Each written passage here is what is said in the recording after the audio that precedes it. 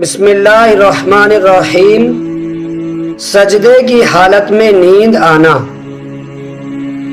اگر کسی شخص نے سنت کے مطابق سجدہ کیا ہو، یعنی اس کا پیٹ ران سے الگ ہو اور بازو زمین سے ٹکے ہوئے نہ ہو، اسی حالت میں نیند آ جائے تو اس کا وضو نہیں ٹوٹے گا۔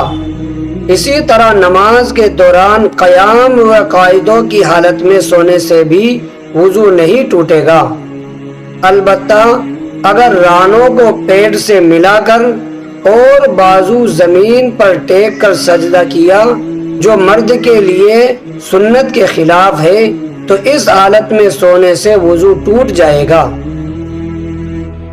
عورت کا سجدے کی حالت میں سونا۔ اگر عورت ران کو پیٹ سے ملا کر سجدہ کرے، جو اس کے حق میں افضل ہے، تو اس حالت میں سونے سے اس کا وضو ٹوٹ جائے گا۔ اونگتے اونگتے گر جانا۔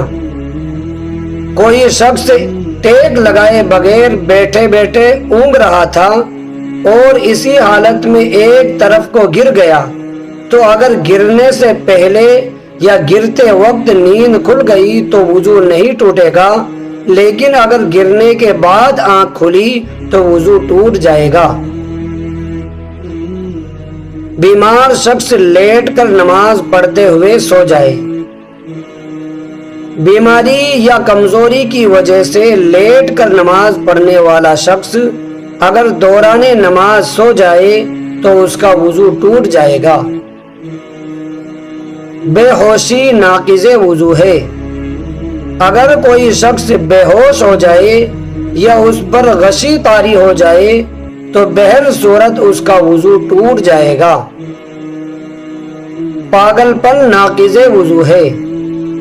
اگر کسی شخص پر جنون اور دیوانگی طاری ہو جائے تو اس کا وضو باقی نہیں رہے گا۔ نشہ چڑھنے سے ناقض وضو۔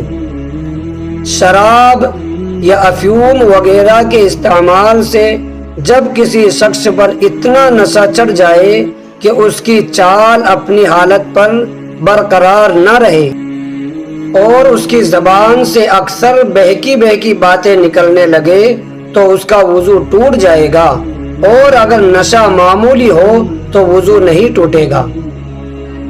نماز میں آواز سے ہنسنا۔ اگر کسی شخص کو رکوع سجدہ والی نماز میں اتنی آواز سے ہنسی آ گئی کہ اس کے قریب کھڑا ہونے والا شخص اسے سن سکتا ہو تو اس کا وضو ٹوٹ جائے گا اور نماز بھی باطل ہو جائے گی۔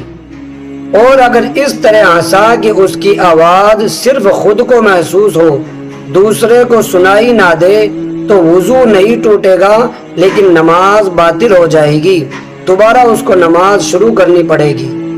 اور اگر صرف مسکرایا، آواز بالکل نہیں نکلی، تو نہ وضو ٹوٹے گا اور نہ نماز دوبارہ شروع کرنی پڑے گی۔ نماز جنازہ کے دوران ہنسنا۔ اگر نماز جنازہ پڑھتے ہوئے آواز سے ہنسی آ گئی تو وضو نہیں ٹوٹے گا لیکن نماز بالکل باطل ہو جائے گی۔